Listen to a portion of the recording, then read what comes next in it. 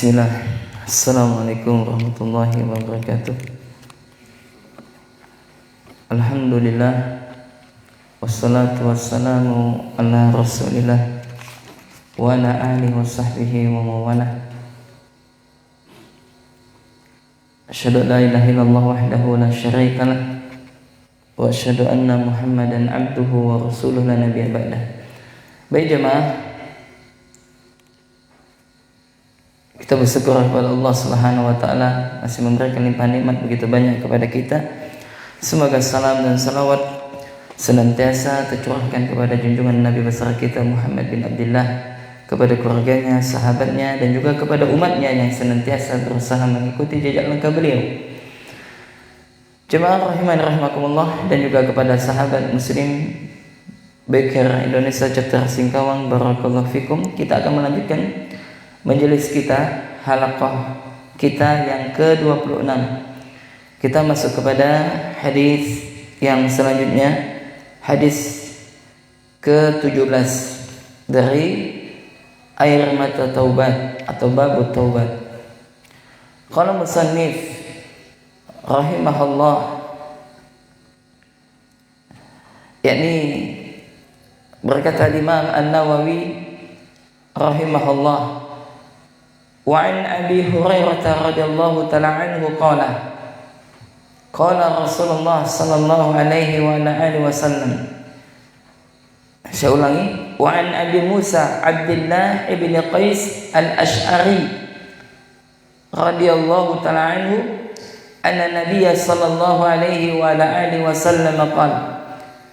Jadi dari Abu Musa Abdullah ibn Qais al-Ash'ari, semoga Allah meridhoinya, dari Nabi yang mulia, Allahumma salli wa sallim alaihi, qala Rasulullah sallallahu alaihi wa ala alihi wasallam, inna Allah ta'ala yabsutu yadahu bil laili liyatuba. Insyaallah. Jadi kata Nabi yang mulia, Allahumma salli wa sallim alaihi, sesungguhnya Allah Subhanahu wa taala membentangkan atau membeberkan tangannya, yakni rahmat Allah. Ya, Allah membentangkan rahmatnya, yakni tangan Allah. Allah membentangkan tangannya, ya. Tangan. Kapan? Bil lail, pada malam hari, di waktu malam. Untuk apa? Liyatuba, untuk menerima taubat. Ya, untuk menerima taubatnya orang yang melakukan kesalahan di waktu siang. Wa yabsutu yadahu bin nahar liyatuba musii'ul lail. Dan Allah Subhanahu wa taala membentangkan tangannya di waktu siang untuk apa? Menerima taubatnya orang yang melakukan pada malam harinya, pada di malam harinya, hatta tadlu'u syamsu min maghribiha, sampai matahari tersebut terbenam, ya, sampai matahari tersebut terbenam, ya. Rawahu Muslim, hadis ini diriwayatkan oleh Imam Muslim. Maka jemaah rahimani rahimakumullah, pada hadis yang mulia ini menyampaikan kepada kita yang pertama, bahwasanya Allah Subhanahu wa taala itu membentangkan tangannya. Ya, maka ini menunjukkan tentang kasih sayang Allah Subhanahu wa taala. yakni Allah senantiasa menerima taubat seorang hamba apabila mereka bertaubat kepada Allah Jalla wa Ala. Apabila seseorang melakukan dosa di malam harinya, lantas dia bertobat di siang harinya, maka Allah menerima taubat hamba tersebut dan Allah akan mengampuni dosa-dosa yang telah dia lakukan pada malam harinya. Kalau dia melakukan dosa di waktu siangnya, maka dia bertobat di malam harinya, maka Allah Jalla wa Ala menerima taubat hamba tersebut. Allah akan menghapuskan dosa-dosa hamba tersebut yang dia lakukan di siang harinya tersebut. Kemudian yang kedua, bahwasanya hadis ini memberikan pelajaran kepada kita apa? Bahwasanya Allah Jalla wa Ala memiliki tangan.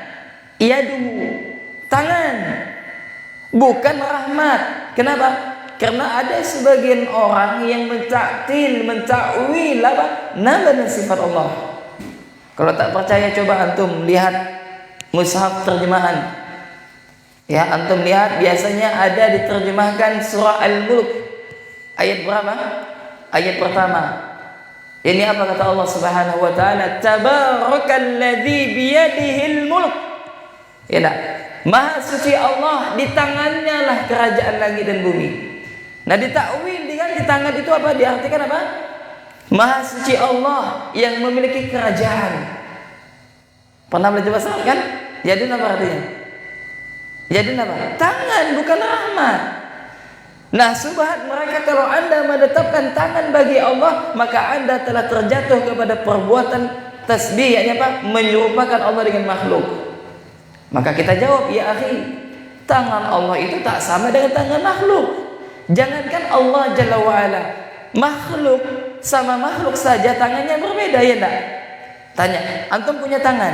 Ya, Anda punya tangan. Terus monyet punya tangan tak? Iya. Apakah sama tangan antum dengan tangan monyet? Lah, tidak. Apalagi kursi ada tangan, ada tangan kursi.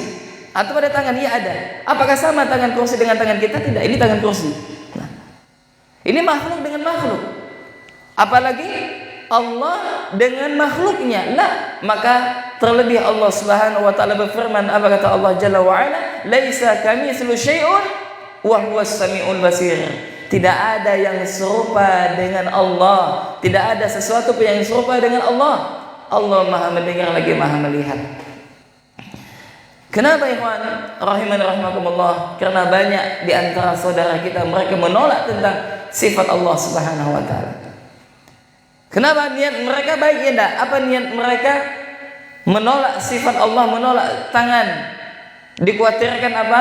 Nanti kita terjatuh kepada menyerupakan Allah dengan makhluk. Padahal tidak demikian. Ya, maka kita memahami makna tangan, yad itu ya tangan, ya enggak? Mana ada arti yadun itu adalah rahmat? Lah. Berarti Allah di sini membentangkan apa? Tangannya, bukan rahmatnya. Tangan Allah Jalla wa Ala. Ingat, ketika terbesit di dalam hati kita tentang membagaimanakan tangan Allah, tak bisa. Tugas kita apa? Istighfar. Dan kita bacakan ayat laisa kamitslu syai'un wa huwas samiul basir. Contoh apa lagi? Allah di atas arsy. Apa contoh lagi? Allah turun ke langit dunia. Mereka tolak semuanya. Kenapa? Karena kalau seandainya nama dan sifat Allah sesuai dengan akal mereka, mereka terima. Tapi kalau seandainya tidak sesuai dengan akal mereka, maka mereka tolak. Maka kita beragama tidak seperti itu. Kenapa? Karena beragama tak bisa dengan akal. Tak bisa dengan akal. Maka ia barang siapa yang dia beragama dengan akal, mereka akan tersesat dari jalan yang lurus, wal iyadu billah. Kemudian jemaah rahiman rahimakumullah, selanjutnya yakni faedah yang ketiga daripada hadis yang mulia ini, bahwasanya kita diperintahkan untuk senantiasa bertobat kepada Allah. Ini sebagaimana telah kita sebutkan dalil dari Al-Quran surah An-Nur ayat 31. Allah Subhanahu wa taala berfirman, wa tubu ilallah jami'an ayyuhal mu'minun. Bertobatlah kalian kepada Allah wahai orang-orang yang beriman, la'allakum tuflihun, agar kalian beruntung. Naam. Maka taubat adalah diperintahkan oleh Allah Subhanahu wa taala. Pada halaqah sebelumnya kita telah sebutkan bahwasanya apa? Taubat itu ibadah atau bukan? Ibadah. Kenapa dikatakan ibadah? Karena yang pertama, taubat itu diperintahkan oleh Allah. Maka di dalam kaidah, segala sesuatu yang diperintahkan oleh Allah itu adalah ibadah. Ya. Kemudian yang kedua, bahwasanya ibadah tersebut adalah hal yang dicintai dan diridhoi oleh Allah. Sebagaimana kita sebutkan definisi ibadah yang disebutkan oleh siapa? Syekhul Islam Ibnu Taimiyah, bahwasanya ibadah adalah ismun jami'un lima yuhibbullahu wa yarda minal aqwali wal a'mali adh-dhahira wal batinah.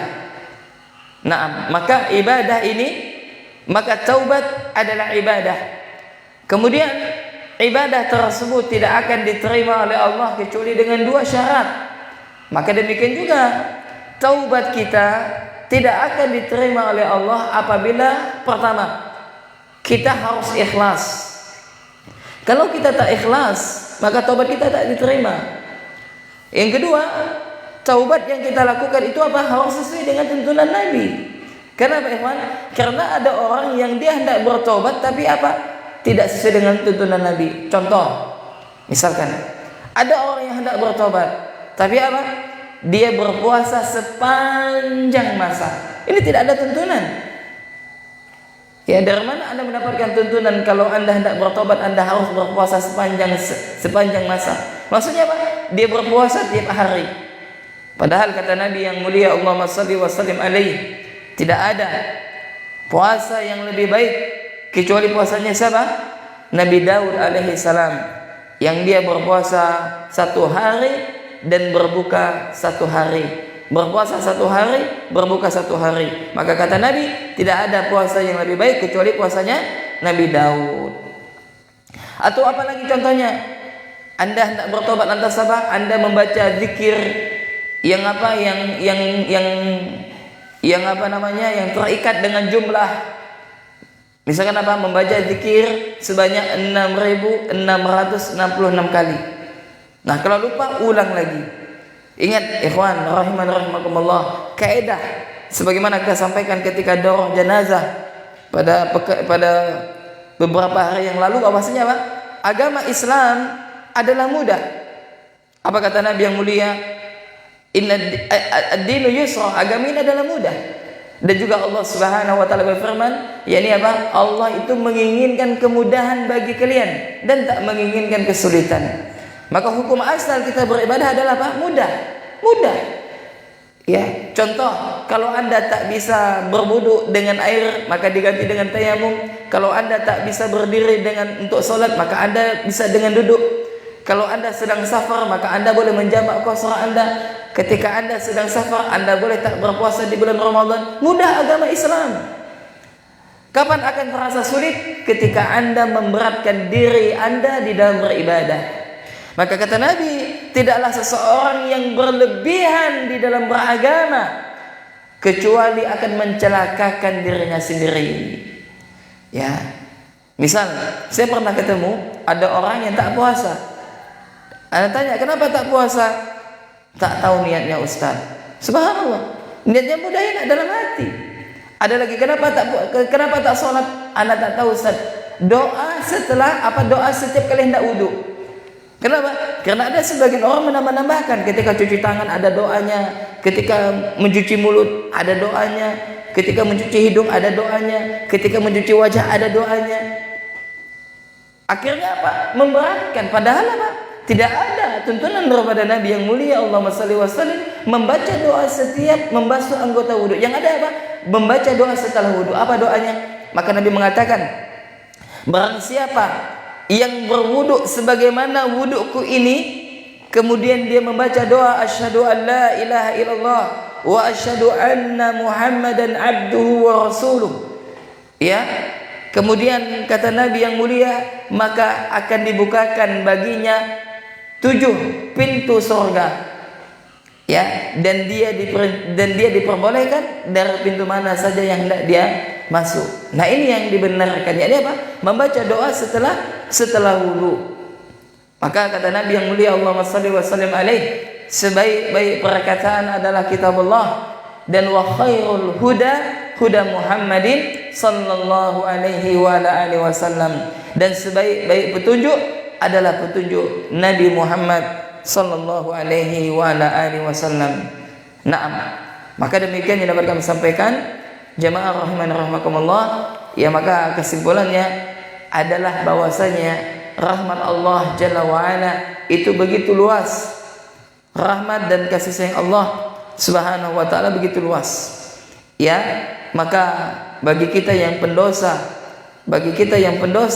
jangan putus asa dari rahmat Allah Subhanahu wa ta'ala. Sebanyak apapun dosa Anda, kalau Anda bertobat kepada Allah, Anda meminta ampun kepada Allah, selagi Anda tidak menyekutukan Allah, maka Allah akan menghapuskan dosa-dosa Anda, walaupun dosa kita sepenuh langit dan bumi. Dengan catatan apa? Tak menyekutukan Allah Subhanahu wa ta'ala. Kemudian kesimpulan yang terakhir, walaupun Allah itu maha menerima taubat, walaupun Allah itu senantiasa membentangkan tangannya di waktu malam dan di waktu siang, bukan berarti kita bermudah-mudahan untuk bermaksiat, bukan berarti kita meremehkan dosa. Tidaklah yang meremehkan dosa kecuali mereka adalah orang munafik. Para ulama salaf, mereka sangat takut dengan dosa. Ya, mereka sangat takut kepada dosa. Jadi tidak boleh kita meremehkan dosa. Ini kan dosa kecil, tidak apa-apa. Ya, wah ini kan bukan dosa syirik, tidak apa-apa. Wah ini kan tidak apa-apa sekali-sekali. Tidak boleh seperti itu. Kenapa? Karena tidak ada yang menjamin kalau seandainya dikhawatirkan ketika kita melakukan dosa datang malaikat maut dan kita dicabut dalam keadaan bermaksiat. Waliyadzubillah summa na'udzubillah. Maka yang terpenting, ya di satu sisi Allah itu maha menerima taubat, Allah itu sangat luas rahmatnya, maka tak boleh kita meremehkan dosa. Demikian jemaah yang dapat kami sampaikan, mudah-mudahan bermanfaat dan bisa difahami. Dan hal terpenting adalah mudah-mudahan bisa kita amalkan. Ya, yang benar itu datangnya dari Allah Subhanahu wa ta'ala, yang salah dari saya dan dari syaitan. Maka untuk itu kita tutup majelis kita dengan doa kafaratul majelis. Subhanakallahumma wa bihamdika asyhadu an la ilaha illa anta astaghfiruka wa atubu ilaik. Assalamualaikum warahmatullahi wabarakatuh.